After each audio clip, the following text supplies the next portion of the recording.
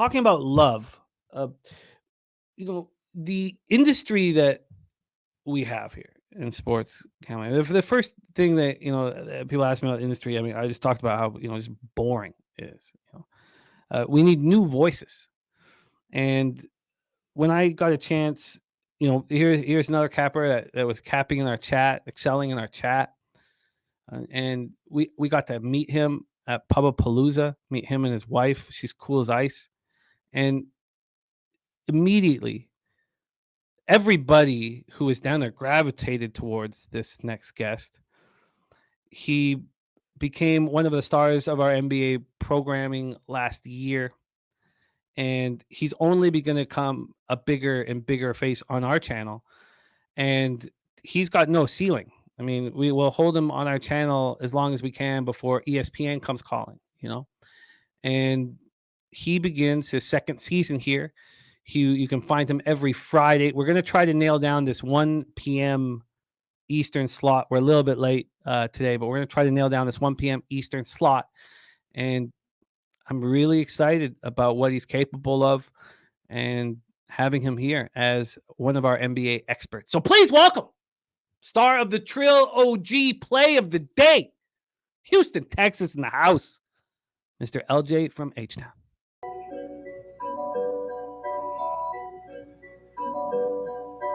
Pub Sports Radio's the crew, that's a fact. We all about bread, making bank accounts fat. Who the hell is that? LJ from the H, I stack green like Boston. Shout out to Nasty Nate from down south, where we ride on slab. 420 highway smoking with that boy Dabby Cab. Swing by Dallas with them Cowboy fans so we can smoke out J Money, cause you know that's our mans. Us against the bookies, put money in our pockets. Fly out to Vegas, meet up with Ski Profit. Hit the sports books, we got money to stack. Can't forget them college picks with that boy Connor Mack. LJ, what's good, man? How are you? What's going on, Jimmy? Happy Friday to you, sir. Second year, Jimmy. Very excited. The NBA is back. Love doing these shows with you. And honorable of me being on the show the second year. I wore my famous Tupac shirt because I debuted this shirt, first show on your show. So let's go, Jimmy. Excited. Let's get to the NBA. Let's go, my man. We'll be tracking you all season long. The highlight of your season last year was your performance at Pubapalooza. I'm not entirely sure how much. I screwed up one bet. I screwed up a couple of bets, but you still you had to have put $500 in my pocket on that Friday show. Mm-hmm. I know you crushed it. I made a couple mistakes on my just going off on my own, but you crushed it. And I'm very, very excited. I've been studying what went wrong for me last year. Mm-hmm. And sort of like what Mally Mal was inferring is unders for me went wrong. Now, I love unders, and I'm not just going to leave it. But so far this year, we're through 2 days, and I haven't bet a total. Now, a mistake I made, and I didn't take the small plus 1.5 plus 2.5. If I had it, I'd be sitting here in the black. The Brooklyn Nets plus 2.5. Instead, I took the plus 120. Mm-hmm. I'm sure that will all even out in the end, but it hurt. I'd be sitting here plus, and I'm not. We cashed with the Sixers plus 6. I would like to personally focus on sides. That's what I plan on doing right now. Wait till there's enough information that we can stand behind and not have this small sample size. But we have a big, juicy NBA card, and we got LJ ready to rock. The cappers in the chat are very excited about everything that you've done here on this channel and the opportunities that you've created. And it's so important, it's so important, so crucial. In watching, you remind me of watching Razor quit his job. Mm-hmm. Because it's all about what you put in, the work you put in, and you get rewarded for your work. And that's what you've done here. You've earned all these opportunities, and you're going to get many, many, many more. Razor Sharp picks now 2 for 2 with the Belmont picks that he dropped in the chat as well. That Exacta paid just under 24-1. Let's get to work. LJ, let's get to work. We start at 7 p.m. Eastern. We've already got a couple looks. I should touch on this. And Ren Most, I did copy your Sure, because it is a good Bobano Judge Me shirt. I think we just nailed the Bobano shirt. We will steal the Judge Me from Peter, and because we're gonna have the pink Peter Judge Me shirt, but the Judge Me with Bobano's face and the drink a lot, bet a lot, win a lot. Judge Me is so good, Rem. Sammy Comer gave us Magic -2 and the Kings first half -2. I still have not moved on the Magic to win the division. We'll discuss that when the Magic game comes up. But let's get to work right now. Move over here to the bottom. Okay, here we go. 7 p.m. Eastern, Detroit Pistons 0-1 thus far, but they look pretty good doing it. At the Charlotte Hornets, 1-0 at Spectrum Center, Charlotte, North Carolina. Now, I cashed on the Hornets. Oh, by the way, so I meant to send this to our guy, Jose, and all of this will be up starting next week. Every single person's up to date completely starting on Tuesday. But I'm now, with the win last night, I'm 2-3 in NBA. Obviously not, where I want to be, but 2-3, down 1.1 unit. My average line's plus 100. I'm gonna let that go. I'm fine with a -110 average line. I'm gonna start taking the smaller points. Maybe I'm overreacting from one non-tip-in, but it is what it is. Let's go here, LJ. We have Detroit, Charlotte. Immediately after, and this is so important to say these things and talk about these things. BJ's best bet is in. I'm going to copy and paste that. Immediately, I wanted to bet Charlotte. Immediately. Why? Because I just cashed on them. Remember the great Ron Jossel, probably, arguably the best Filipino comedian in the world. Ron Jossel said to me when I was a young comic, he wasn't much older than me, but he said to me, your subconscious is an asshole. Don't listen to it. That's what he told me, and it works for all facets in life. I have a bias because I just cashed on Charlotte. So, of course, I want to go back and back him again. My subconscious is an asshole. Don't listen to it. Now, we had to move towards Charlotte. But why did it open at 4? How did it move to 3.5? If you are on Charlotte, you can say, look, it's now at 4.5, and that's valid. But when I started the show this morning, it was at 3.5, and I said, thank God I didn't move on Charlotte. I want Charlotte just like everybody else. Detroit comes in looking good. This line now is moved in Charlotte's direction. Also, Pinnacle's moved it to 4.5, and the other books haven't. Does that mean we should now move on Charlotte? I don't know. This total, because, both things are at play. Detroit just looked really good as well. Opened up at 225. It's now at 226. Detroit comes in off that tough 103-102 loss at the Heat on Wednesday. Hornets coming off that really impressive 116-110 win at home over the Hawks in their opener. Was that a really impressive home win, or do the Hawks just suck on the road? Wait for us, LJ. Game 1, Pistons-Hornets. Yeah, I believe the latter you just said. The Hornets just suck on the road. Oh, the Hawks, you mean? The Hawks. Yeah, I'm sorry. Yeah, the Hawks. And I'm not mad at you taking Charlotte at home, Jimmy. LaMelo Ball is back. He had 15 and 10 assists. So he's controlling that offense for Charlotte. Now, the reason why I don't like these two teams is because there's no veteran leadership for the most part on these two teams. I like to key in on teams that's going to have some discipline, you see what I'm saying, under pressure, calm down, and just sustain the offense. These two teams are too much erratic for me. They turned the ball over a lot. Charlotte had 19 turnovers, 17 points off. Detroit had 17 turnovers, 25 points off in the first game. So, and Detroit doesn't play well in this spot. 21 losses as a road dog last year. So I just passed on the game, Jimmy, for the most part on the side. I was looking at for as a first quarter, first half, under, over, and the numbers are pretty right there. The first half may go over if we see some scoring, but like you said, this is the second game of the season. We have to tread lightly. We don't want to dive in too early because we need enough data to make a key bet on these teams. But I am going to take a prop in this game, Jimmy. Cade Cunningham is back in the lineup for Detroit. He was missing last year. He missed probably most of the season for the most part. And I believe he's a key component in that offense. They do have Monty Williams now. He's a good coach for the most part. So I think he can get some, sustainability in that offense, get good shots for these players because, like I just mentioned, they're young. And looking at Stewart and Durant, they're very defensively, so it's hard to score on them in the paint for the most part. So for that reason, I'm going to take Cade Cunningham's over 34.5 PRA -150.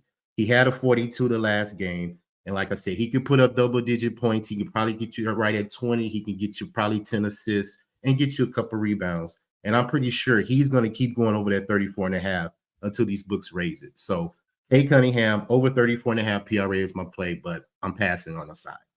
LJ's first bet of the 23-24 seasons in Cade Cunningham over 34.5 points, rebounds, and assists.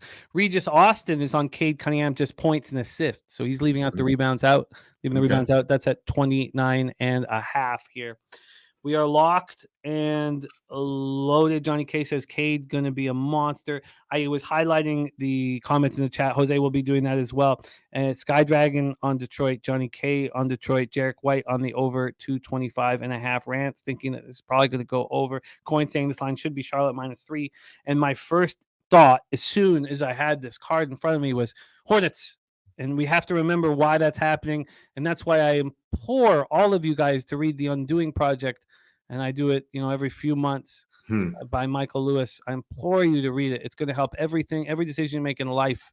And the first chapter is basketball. And it's the best chapter of any book I've ever read before. It's the first chapter by Michael Lewis, who wrote Moneyball.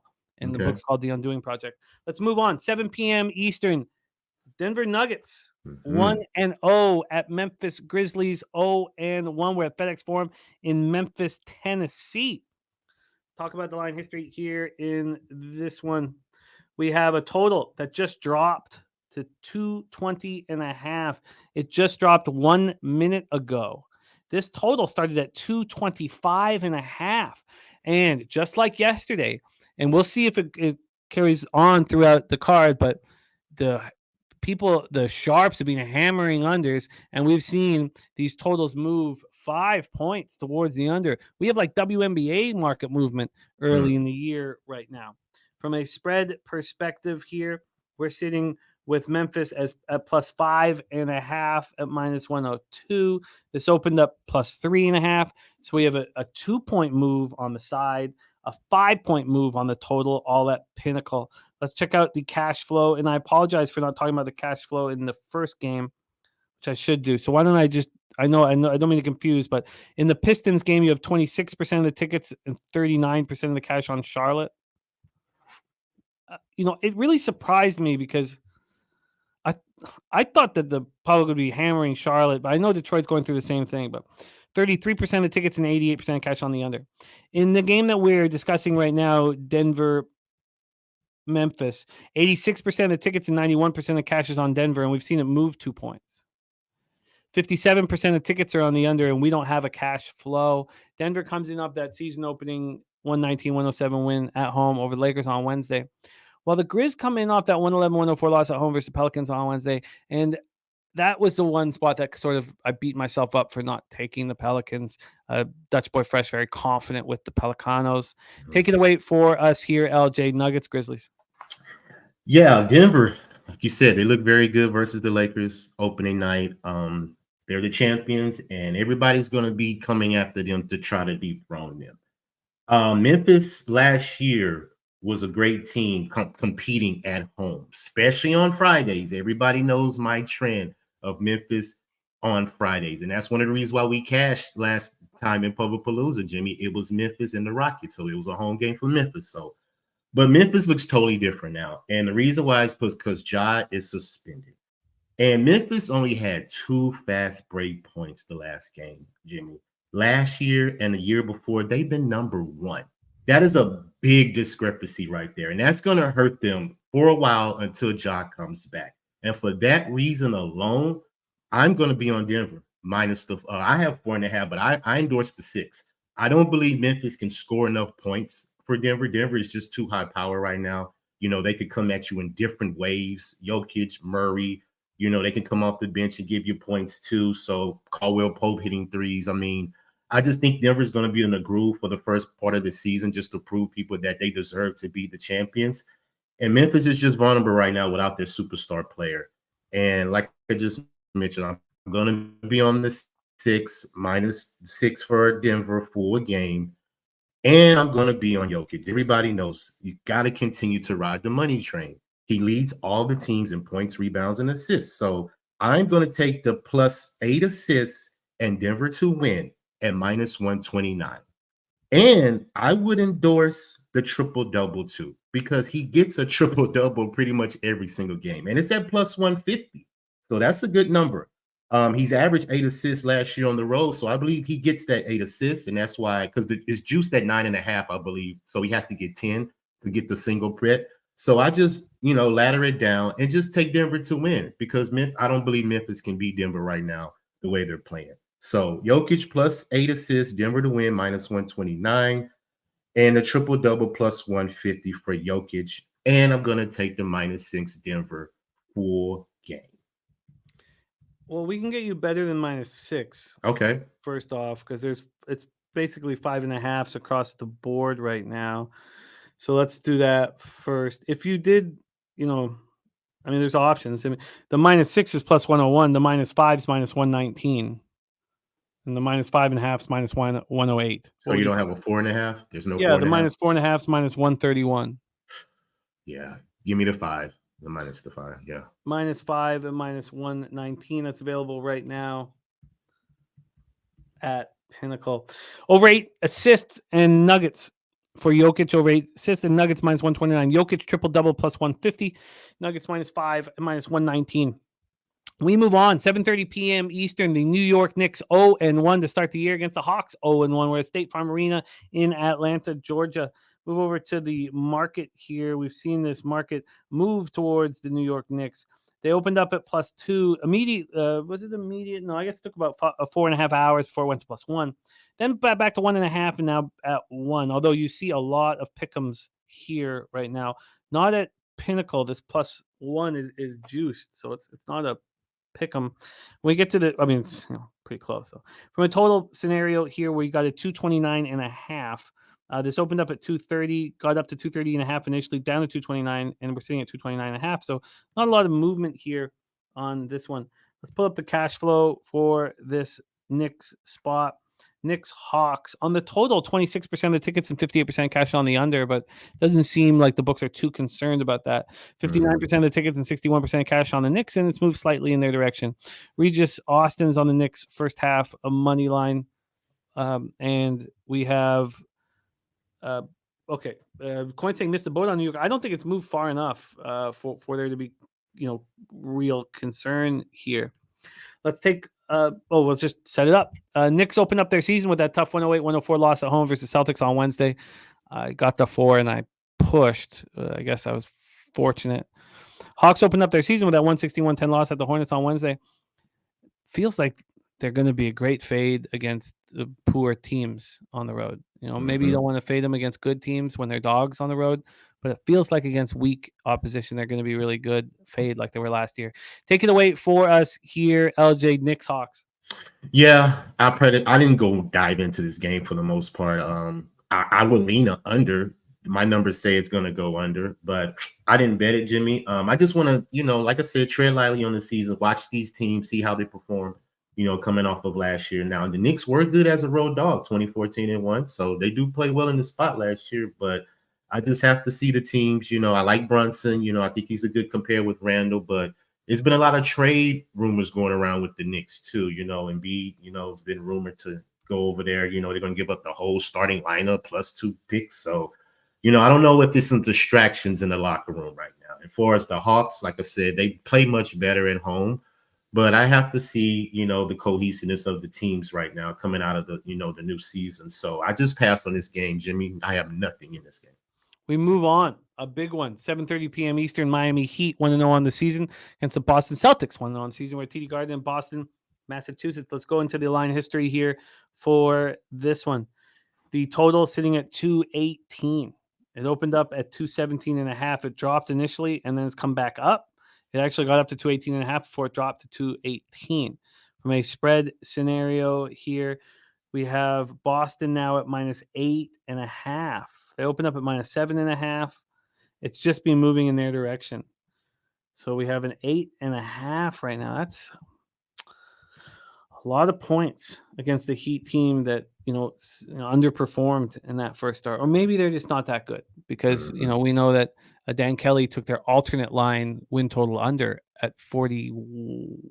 2.5 or 41.5 under at plus 170. 66% of the tickets, 72% of the cash on the Boston Celtics. The line's moving in their direction. 72% of tickets and 97% of cash on the under, and the line's not moving towards the under. And that was my first initial thought, was the under, with the hostility between these two squads. Celtics, did they look great against the Knicks? The Heat certainly underwhelmed against the Pistons. Celtics working in new pieces. Take it away for us, LJ. Heat, Celtics. Yeah, everybody knows me about Boston. Last year, I never bet them just because they depended on that three-point shot too much. And they continue to do that, Jimmy. Porzingis was the leading shooter at 3.5 of 9. He had a good percentage, but he still shot 5 threes. Tatum shot 3. They shot 30% from the three-point line, put up 39. So they're still going to continue to do that. But all that said, I'm going to change that. I'm going to look to bet Boston this year because I like the team. Drew Holiday's there now. Porzingis is there now too. So they can maybe be a viable threat in this Eastern Conference. So I'm going to give them a shot this year. When you're looking at Boston, you're probably going to look more about the first half. They were number 1 in first half margin last year at home. They were +6 versus the Knicks the last game too in the first half. So if you want to bet them that way, I would prefer to bet them that way. But I just want to do it with a different team because the Heat, they may not be that good right now. They tend to push it up towards the latter of the season, but they don't turn the ball over. They're very disciplined, and for that reason, I'm just going to stay off of this game and just watch it. I looked at the first quarter, first half numbers. They're pretty much even. And like you just mentioned, the hostility that they had last year in the playoffs may come into play in this game. So I'm just going to sit back, watch it, analyze it, and just collect the data and just let these two teams, fight each other out, on national TV tonight. Yeah, my initial thought was this is too many points, but seeing the market show no concern is tricky. It's tricky to see the market show no concern here with the Heat as this big of a dog. And let's move on. Next up, 7:30 p.m. Eastern, Oklahoma City Thunder. Good God, did they look good in that first start at the Cleveland Cavaliers, Rocket Mortgage Fieldhouse in Cleveland, Ohio. Let's go over there. So Garland game time decision right now. We know Jarrett Allen is out and both Williams are out for KC. Let's get into the line history for this spot. Thunder, Cavs. We have Cleveland sitting at -4 at -106. This opened up at 4 and was, OKC immediately started getting bet 3.5 to 2.5, and it stopped there. And that was at 9 this morning. So it went down to 2.5. Then we saw the buyback 3, 3.5, and 4. So now we're exactly back where we started. So we have the U-shaped movement here with that one. From a total side of things, we're sitting with 228.5. This opened up at 226.5. The initial move was towards the under, and then it just started climbing. Now we see it at 228.5. Let's get into the cash flow here for this Thunder Cavs spot. We have 40% of tickets and 90% of cash on the under. So why is it moving up now? 57% of the tickets and 48% of cash on the Thunder. So there have been big bets that have come in on the Cavaliers to tighten this all up. Take it away and the Cavs, of course, come off that 114-113 win at Brooklyn without the services of Jarrett Allen. They looked like they were in control for a lot of it, and then Brooklyn came back. Thunder coming off extremely impressive 124-104 win at the Bulls on Wednesday. That caused the Bulls to immediately have a player-only meeting after the debacle. Take it away, LJ. Thunder, Cavs. And that's one of the reasons why I just stayed away, because of that reason right there. One game into the season, you're already doing a players-only meeting. I mean, something is going on in Chicago. And far as Oklahoma City, they play well on the road. It was going back to last year, 20-12-3. So I guess that's against the spread, I believe. So it's been a good record for them. They fight, they scrap, and they're a good second half team too. So when they're down at halftime, you can bet OKC live for the most part. It was a good casher last year, so I'm thinking that it's going to continue this year as well. But like I said, I like Shai Gilgeous. He's putting up 30 a game. I don't see how the Bulls keep him from Cavs keep him from scoring 30. But the Cavs are a defensive team, especially at home. So I just want to see these games play out for the most part. Donovan Mitchell had a good game last game. They had to hold off the Nets because they only won by 1. And like I said, OKC put up 124, I believe, on the Bulls. But was that just because the Bulls wasn't ready to play? Who knows? But for the most part, I stayed away from the game and I'll just pass. Roll on to the next spot on this board, 8 p.m. Eastern. My Toronto Raptors 1-0 on the season, first road game of the year against the team that waxed them in the play-in, and that was hard to watch. DeMar DeRozan just, clearly the best 2 players on the floor played for the Chicago Bulls in that one. United Center in Chicago, Illinois. Let's take a look at the line history here for this one. This total is sitting at 217, and we saw a real impressive defensive performance by the Raptors in week 1, but do we want to, take that to heart after one game and have some extreme take about how great they are defensively? Because this is what we expected to happen last year. This is exactly what we expected to happen now last year. The continuity and the great defense right off the hop, and we were a horrible defensive team throughout. How were we so bad this year? It didn't make any sense. Now OG able to defend everybody on the floor. It's pretty impressive. And Scotty Barnes taking that next step. This total opened up at 217. It immediately went up to 218. It's back at 217. Let's get into the side here for this Raptors spot. Raptors open up at +2. They're now +2.5. A half-point move towards the Chicago Bulls. Generally, you would think that the Raptors would be sitting there, all summer thinking about what the Bulls did to them. Do I believe that this group of players did that? No, I don't. I wish they did.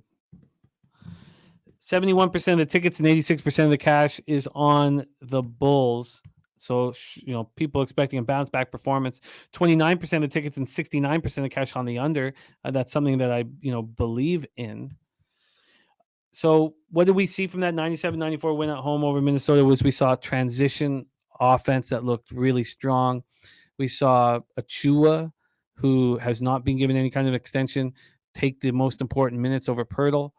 And we saw OG and Scotty Barnes step up defensively. And the Bulls got waxed and had a players-only meeting that we just touched on. Take it away for us here, LJ. Raptors, Bulls. Yeah, I'm with you. It's just too much. It's up in the air for me right now. I don't know how both of these teams are going to respond. Like we just mentioned about the Bulls, they have to show us that they're going to put up a better performance that they did the last game. And the Raptors, I trust them more at home than I do on the road. That's just something that I've, paid attention to the last couple of years. And as far as defensively, I think they're going to be solid for the most part. And for that reason, my Jimmy, OG, 2+ steals, +110 is what I'm going to be on. I mean, he's a defensive, paralysis, man. He defends the paint and he can defend the wing. And he can take the best matchup on the other team. So look for him to be on, Levine at times. Look at him to be on DeRozan at times. He can move around and guard different positions. So I like the Raptors as far as defensively. I'd rather bet them at home, but I have to be on OG's 2+ steals because that's what he does. So I wish the Bulls looked good in that first game. Yeah. Because if it was the other way around, if the Raptors knocked the Bulls out in the play-in, I would think DeMar DeRozan would be waiting for another shot at the Raptors. He'd be sitting there, not dwelling on all summer, but he'd be thinking about it. God, I want to smash the Raptors when I see him next. Yeah. Did Siakam do that all summer? Did Scotty and OG and that's your team, so I trust you. I don't know. I'm just telling you what I think, and I think if they did that, then it'd just be a different basketball team. Now, saying all that, I loved what I saw in game 1, and I'm happy that DG got me on the over 36.5 wins for them. I'm thankful for that. Okay. LJ on OG 2+ steals, and that was at +110. Yes, sir. 2 or more steals at +110. Let's and Sky Dragon says I missed a Heat breakdown. He says you get the line, but the market has never liked this Heat team, and they always get up for games like this. Yep, that's why I stayed off. Yeah, DG, it just didn't make sense to me. It made no sense to me. I want the Heat here, but why would they be so disrespected? It's moved to 8.5 at Pinnacle. Well, why, Yep. Pinnacle's such a sharp book. Why would they move it so far? I mean, God, I'd like to be on them though. Let's move on. Next up for us, 8 p.m. Eastern, LJ's Houston Rockets 0-1. Yes. First game of the year was not good. It was horrible.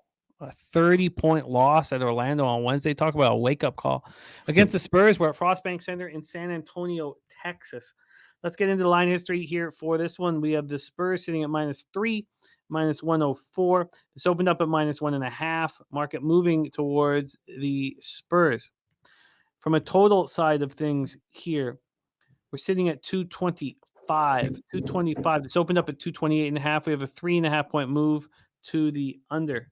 Take a look at the cash flow for this spot. 53% of the tickets, 87% of cash on the under, 53 and 87, and it's gone up 3 points. Then you have 23% of tickets on the Rockets, but 50% of the cash, and yet the market is moving in the direction of the Spurs. Rockets coming off that ugly 116-86 loss that we were speaking of. Spurs coming off the 126-119 loss at home to the Mavericks on Wednesday. I mean, the Spurs they were fun to watch. I guess I'll leave it at that. Jose was at the game, and Vassell scored 23, Keldon Johnson 17, and Wembanyama was in foul trouble, and it was an issue. But he was 6 from 9 from the field, 5 boards, 2 assists, and a block in 23 minutes, and he scored 9 points in the final 7 minutes. So, and I like everything he's saying. I like him.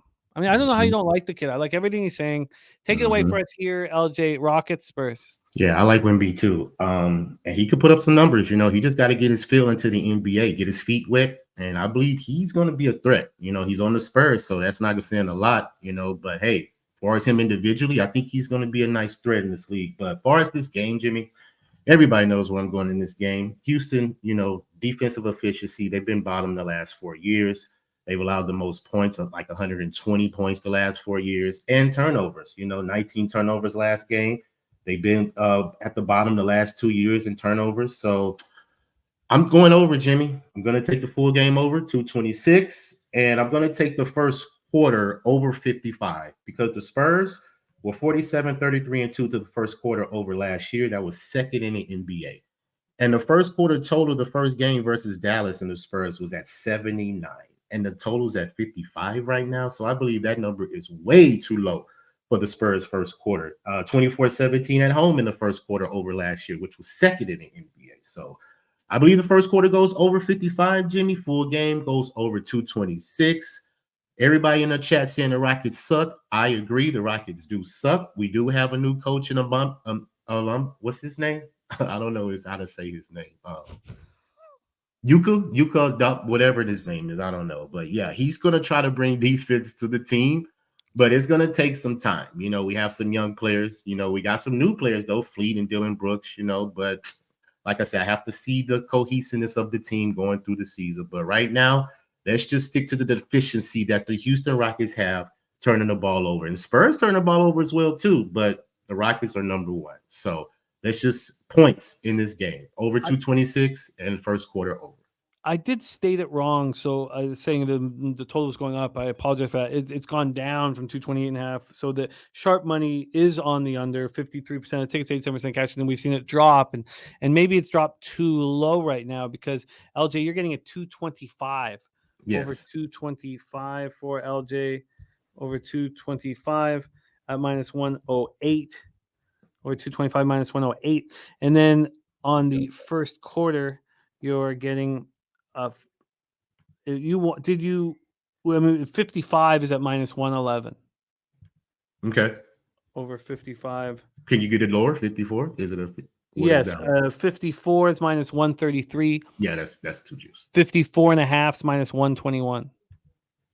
Yeah, just 50, the first one. 55 at -111. Yeah, we do that for LJ. Udoka, that's his name. That's the coach of the Rockets. Udoka. Thank you. Sorry, I had a brain freeze for him. It's all good. It's all good. Imagine what he lost. It's pretty amazing. He got a second chance though. That's yeah, all but that matters. He could have been the perfect coach for that Celtics squad. Yeah, I agree. Maybe Missoula is, but LJ's on the over 225 or over 225 in the over 55. LJ looking in the face of this market move towards the under and saying it doesn't make sense here. Sky Dragon says, I think the 226 is too high for a Houston game and probably fair for a Spurs game. All right, let's move on. And as we're going over here, I'm trying to keep my quantity of action low. Mm-hmm. But sitting here, I feel like I have to take the Heat at this number, and I hate that I feel this way, but I really, really do. We're going to expect the Celtics team to smash this. Now, were the Celtics thinking about the Heat all summer? That's different. Mm-hmm. You know, that was a hugely important series to get, you know, to Graceland, right? No, we're not talking about a playing game. But I just feel like the Heat are staring me in the face, and I wish if the Bulls had have looked good, I'd be all over the Raptors. But unfortunately, that wasn't the case, and I just don't want to take to heart too much of what I've just seen. Let's move on to the next game on the board. We had our guy Tone Miggins give us the levels play of the day. Kyrie Irving against his former club, over 5.5 assists, a plus 105 from our guy Tone Miggins. I like that. So let's take a look at the line history here for Brooklyn, Dallas, the American Airlines Center in Dallas, Texas. We have a total that's sitting at 230 right now. This has gone up from 226, 4 points of movement towards the over. And we get into the point spread here for this spot. We are sitting at -6 for Dallas. Dallas -6. This opened up at 6, moved to 6.5, and has come back to 6. And I did not like what I saw from the Dallas Mavericks in that basketball game. Mm-hmm. We have 96% of the tickets on the over. We don't have a cash flow. I don't know why. There's 17,000 tickets counted, but everybody on the over, and the market, moving in that direction heavily. Then you have 56% of the tickets on Brooklyn, but 47% of the cash. The thing about what we saw from Dallas is just that Luka's just cold-blooded. He's just, there's nothing else to say. Like, what he did was that step back 3 with 2 hands in his face. I mean, there's nothing you can. Yeah, you can't do anything. 33 points, 14 boards, 10 assists. He looked better and better and better. He just looks better and better and better. He's in shape because of the World Cup, and he's a dangerous, dangerous man. Brooklyn comes in off that tough 114-113 loss at home to Cleveland on Wednesday. Take it away for us here, LJ. And let me move this here. I'll make sure. Take it away for us here, LJ. Nets, Mavericks. Yeah, man. You said it. Luka's cold-blooded. And there's no reason why we should take a side in this game because Dallas doesn't play well as a home favorite at home. It's something that they just don't do. And like Tone just mentioned, Kyrie's playing his old team. So it could be more about him, showing, getting back at his old team more than the team trying to be cohesiveness and try to be, win the game. So I just think I don't like the Nets the way they played as well. They had to fight back versus Cleveland, but your bench player, Thomas, was the leading scorer on your team. And that's something that I don't like. I mean, a scorer starting should be the leading scorer on your team, not a person coming off the bench. So I just think the Nets are just erratic right now. I like Mikal Bridges for the most part, so I will be keying in on him throughout the season.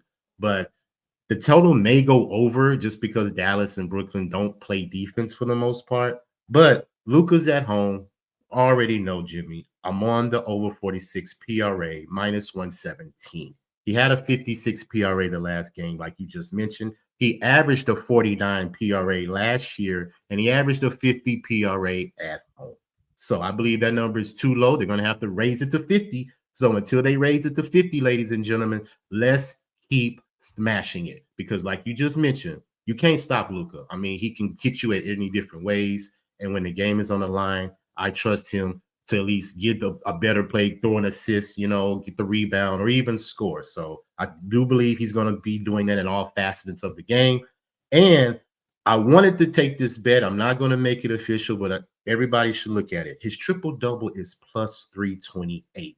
The last game he played the Nets last year, he had a triple-double.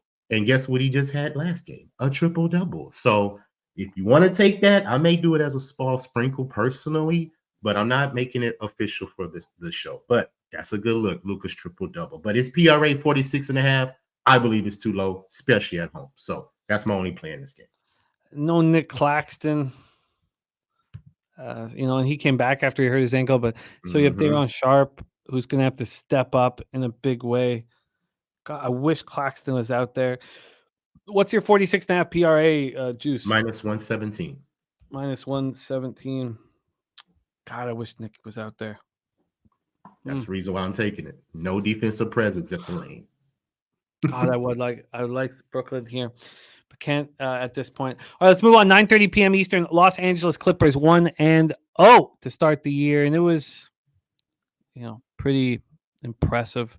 Really saw a team that, had continuity. At the Utah Jazz, who looked horrific.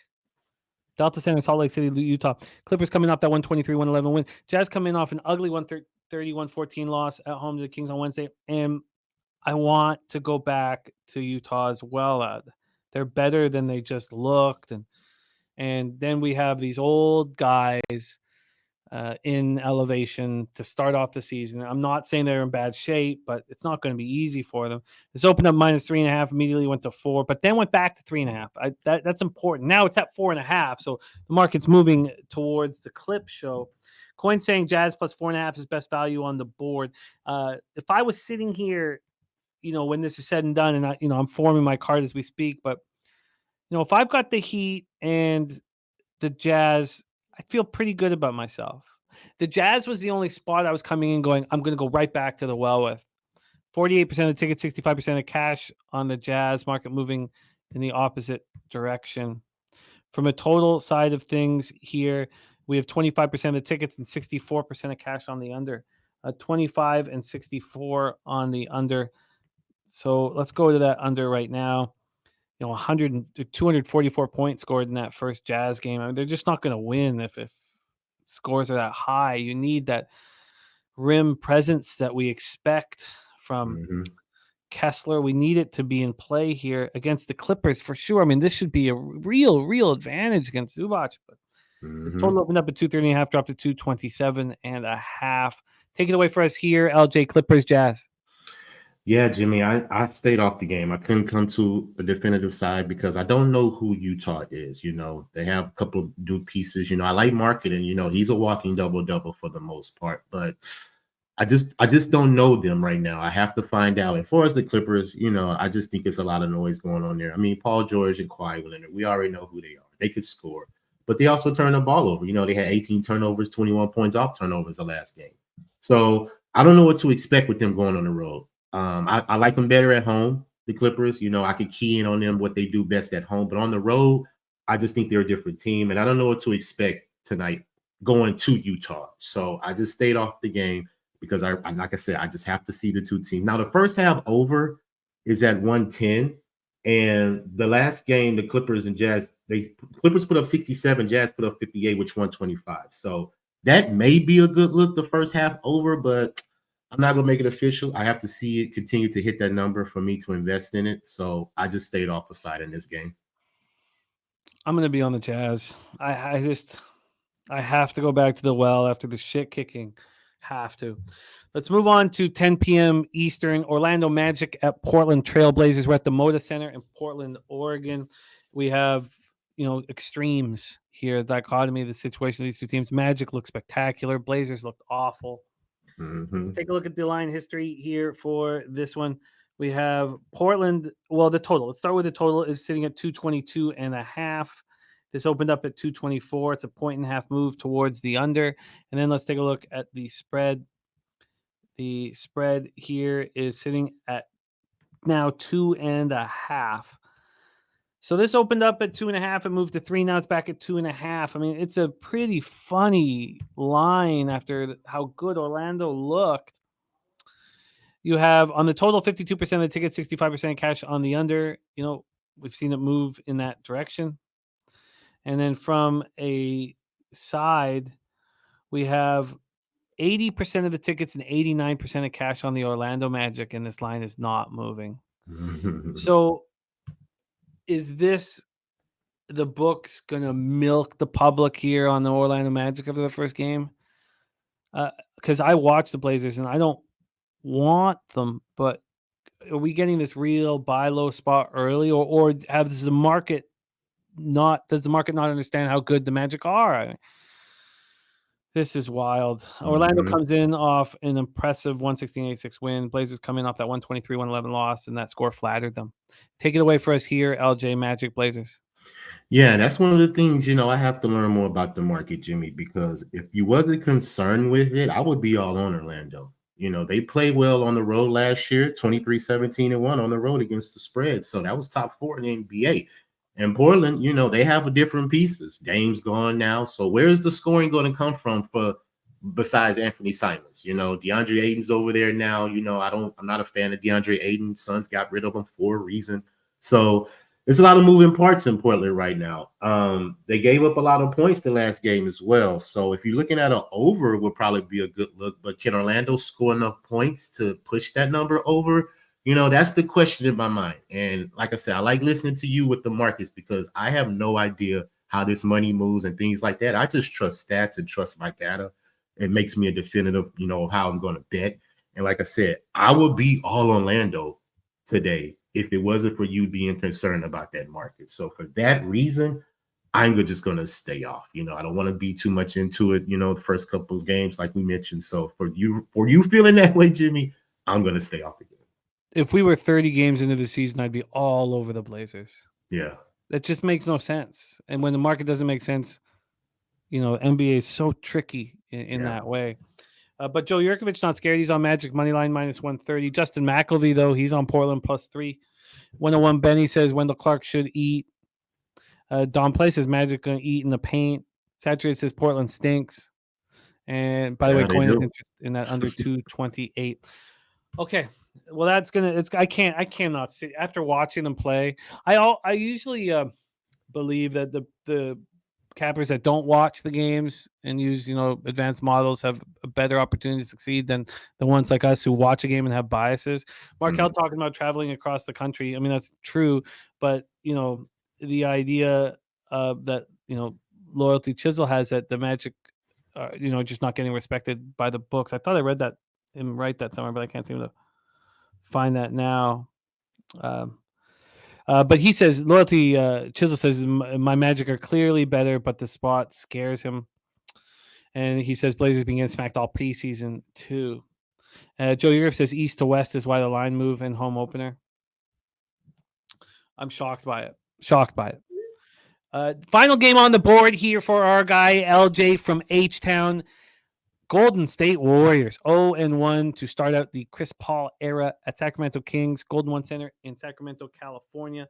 Let's get into the line history here for this one. We have Sacramento sitting here at -2.5. It was very impressive what they did against Utah. They opened up at 2, went to 3, and now we're sitting at 2.5 for the Sacramento Kings. And from a total scenario here, we're sitting at 237 right now. This opened up at 240.5, so we have 3.5 points of droppage.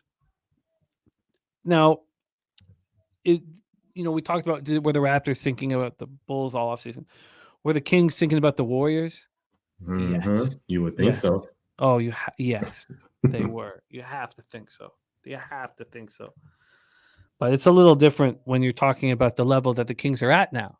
When they, Dan Kelly thought they were going to win that series, and they very, very, very almost did. So 50-50 on the money line here for the spread. Sorry. That's my bad. Looking at the wrong thing here. 24% of tickets and 38% of cash on the Golden State Warriors money line. You can imagine that. It's not that way on the spread.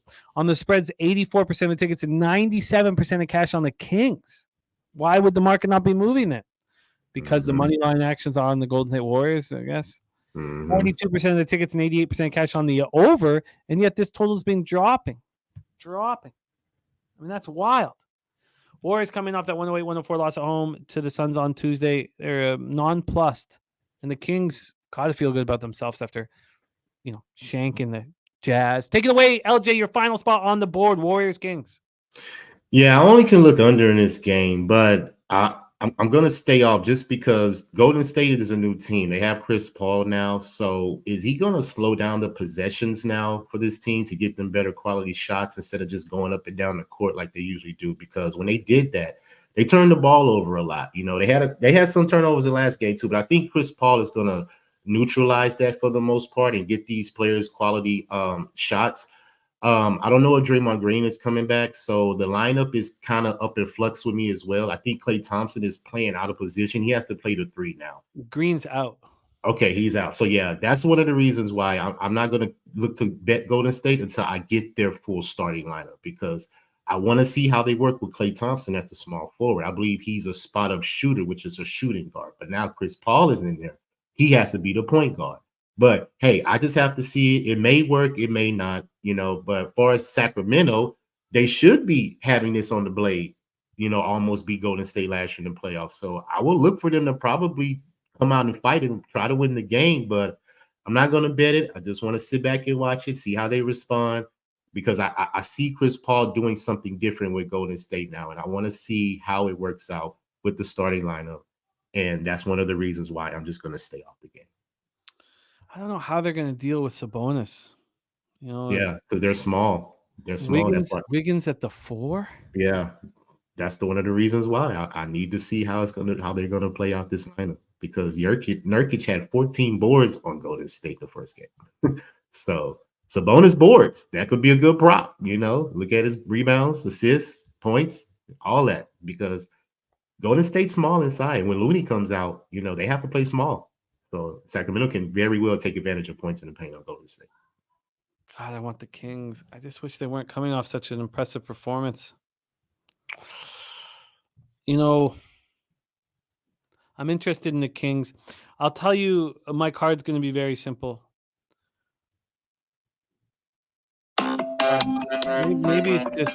Maybe it's just the Jazz. You know, maybe it's just the Jazz. But I'm certainly thinking about backing the Heat. So right now, I'm betting the Jazz for sure, but I'm certainly thinking about the Heat and the Kings. Just feels like the Kings go all out here after a really impressive start. Doesn't it? I mean, Draymond Green is so important for the Warriors, and you need that toughness so badly. God, the Kings got to be the look, but I just would like to see the market move in their direction. Coins with me on Utah plus 4.5. So at that point, I mean, okay, I've got all day and night here to sit with this spot. LJ from H-Town, let's review his action on his opening card of the season. We have it begin. Here we go with Cade Cunningham over 34.5 points, rebounds, and assists. Then he's on a same game with Jokic over 8 assists. Is that 8 or more? Yes, 8+ assists and Denver to win. Yeah, 8+ assists and Nuggets to win at -129. Jokic triple-double plus 150. Nuggets -5 at -119. We're off Knicks, Hawks, and I'm very interested in the Heat. Very interested on the Heat. Ramon is on the Jazz and the Kings. Maybe I should just stay off of that spot. Then Thunder and Cavs. We are off. LJ's on OG Anunoby. 2 or more steals at plus 110. He's on the over 225 in Houston, San Antonio in the first quarter. Over 55 at -111. Tone Miggins gave us Kyrie Irving assists over 5.5 for his levels play today. LJ is on Luka over 46.5 points, rebounds, and assists. Jazz, I'm going to be on Magic Blazers. He stayed off, and I think the Kings are the look too.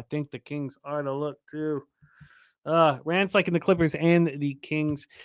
LJ, great job. Thank you for rocking with us here on Fridays. This is where you can catch LJ from H-Town and follow him on Twitter at LJ Sports Media. LJ, thank you for making time for us, my guy. Any last words before we put a bow on this one? Yeah, Jimmy. Like I said, I'm gonna be with you every Friday. You know, God willing, any emergency or anything happens, you know, I love the opportunity that you give me, you know, to come on your show and shoot my expertise in the NBA. And you know, I just love to chat, you know, keep supporting, like you said, at LJ Sports Media on Twitter, you know, Raw Words Podcast on YouTube right now, streaming live. Go like, subscribe, put out NFL plays every week. I'm going to start putting out NBA plays as well. You know, I'm going to get my content up on the show. So because a lot of people are asking for me. They're requesting with me. They want to see me perform. So, Jimmy, I'm going to continue to put in the work. And like I always say, sports betting has changed my life. I found something that I love to do. I'm passionate about it. And people say that I'm good at it. So why not put the work in and see where I can go, Jimmy? So appreciate you all the time, man. I love it. I love it. There he is, LJ from H-Town. And we're going to be cutting out that segment for our